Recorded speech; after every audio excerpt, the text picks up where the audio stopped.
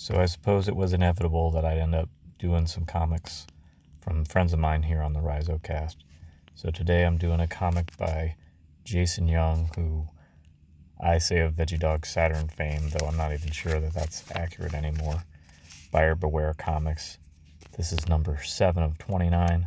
So this is probably quite rare, but I saw on the Buyer Beware website that there was a second printing and he may have some copies available.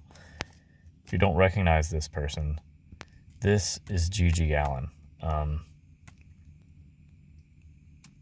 People much younger than me maybe don't know who he is or whatever. I guess you would call him a performance artist. He would do vile things to himself on stage, and his music got overlooked a lot because of his stage antics. His music, the lyric content is totally over the top. It's ridiculous, but it's kind of like a good outsider thing, like how Jandek is.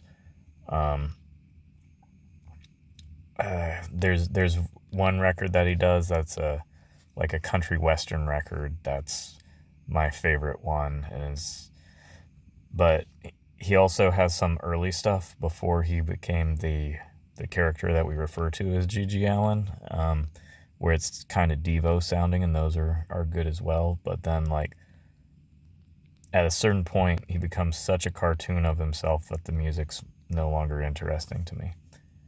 Anyway, here we go.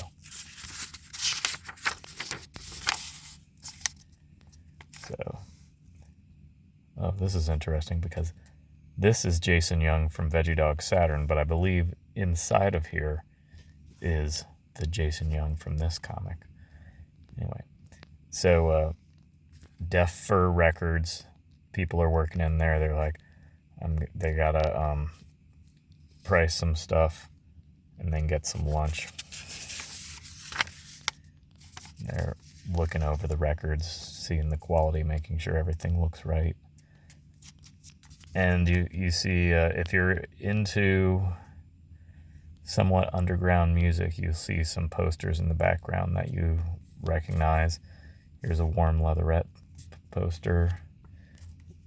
Here's a Low Secret Name poster. Cracker, I never really followed that band. Luna. There we are, a GG Allin record. Here's a Flipper record. And she's saying, I didn't realize there were GG Allin records in this collection. I kind of want to just throw them away, you know? And she's like, what? Yeah, he's saying that the music's crap. And this is the guy I'm saying is an avatar for Jason Young. But it's actually not, because the other is clearly Jason. Velvet Underground reference, but then it's initialed as JY, so that's Jason Young, I guess.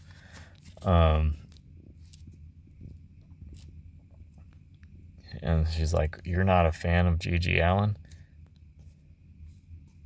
And she's saying it's not about liking his music or not, it's respecting his work. And it's like, his work, he was just a drug addict that shit on himself on stage. And she says, I would disagree. His whole public persona was satire. His performances a critique of societal norms. And so it's kind of up to you if you believe some of this or not.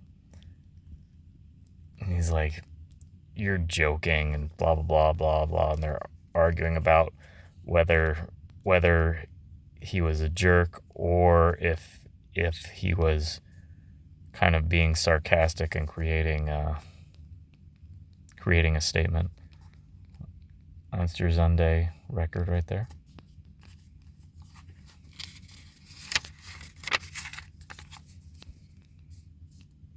And then she reveals that she believes that he is still alive, even though his funeral is on YouTube and it was open casket. And she's saying GG realized his message had started to be buried because of his stage antics. And so he decided he wanted to reach a broader audience. And she says her theory is that he has become Banksy, which is totally ridiculous. I think it's totally ridiculous. Joy Division poster, Residence poster, Alb vinyl record. And she's just going over why she thinks that he might be Banksy. Totally bizarre. So either you like Jason's drawing style or you don't. I really love it. I like his mix of grit and everything on here, and textures and Residence once again. I'm wondering if he has like some photo references of this record store or something, because I'm not sure if the posters seem to stay in the same places, or maybe he made himself a little model or something to show where the records would go. And she's like, okay, let me prove it to you. And then she grabs a copy of a record and reads out all the horrendous song titles. And then she says, what happens if you just spell out the first letter of each song title, and it spells out Banksy? And she says, and that this happened in 1985. And I have no idea if this is a real theory or if Jason just did this as a joke.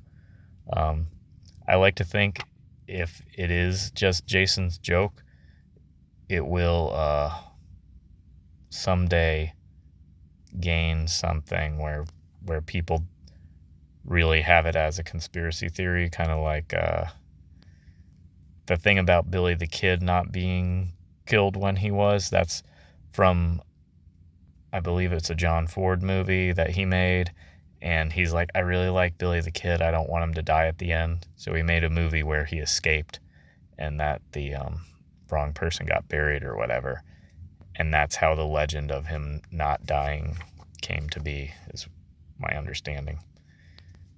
And then she's like, okay, so let's listen to some of these records, realizing that they're just dark satire or whatever, that they're not just offensive to be offensive.